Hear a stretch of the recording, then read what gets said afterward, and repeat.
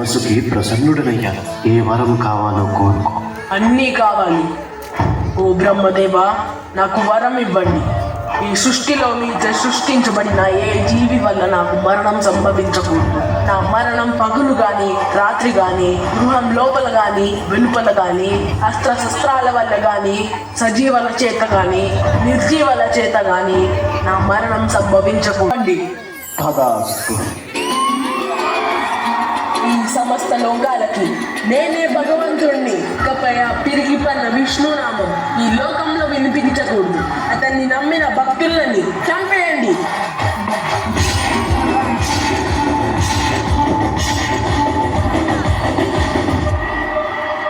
ఇక మీరందరినీ నేను చెప్పిన విధంగానే పనులు చేయాలి. అన్ని దేవాలయాల్లో నా విగ్రహాలే ఉండాలి. హిరణ్యకశిపుడే భగవంతుడు అని కీర్తించాలి.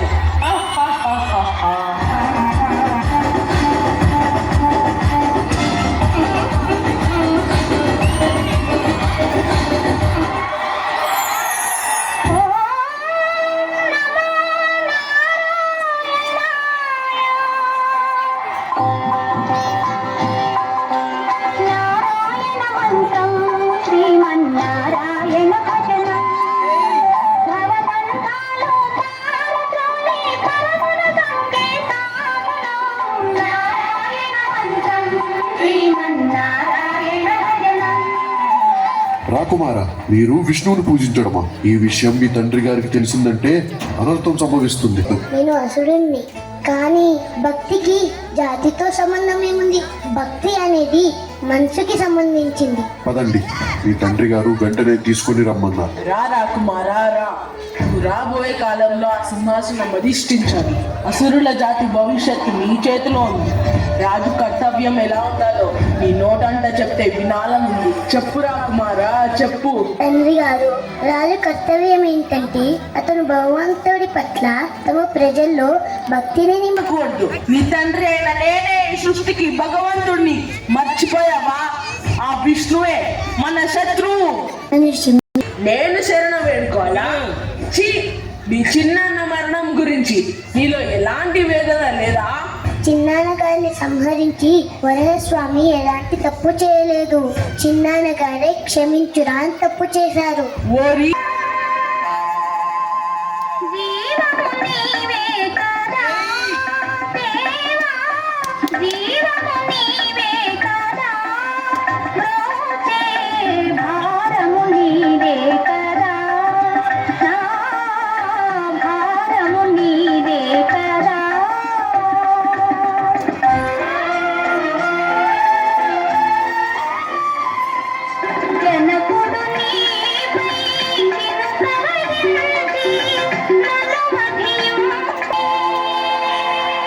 ప్రభు, ఎంత ప్రయత్నించినా ప్రహ్లాద్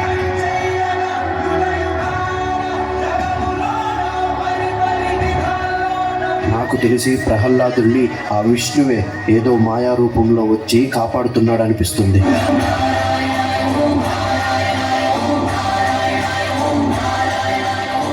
మీ సోదరి హోలికా సాయంతో కూడా ప్రహ్లాదుల్ని ఏమీ చేయలేకపోతున్నా.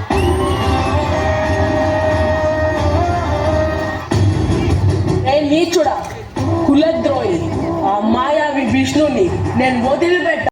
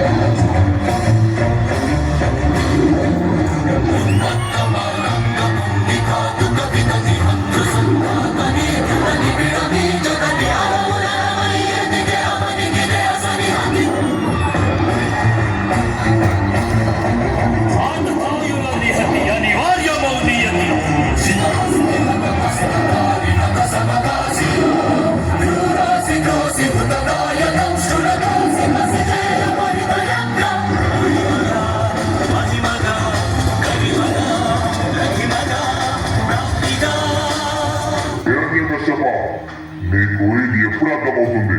నేనే ఈ జగత్తుకి తండ్రినని. మూర్ఖుడా, నన్ను చూడు.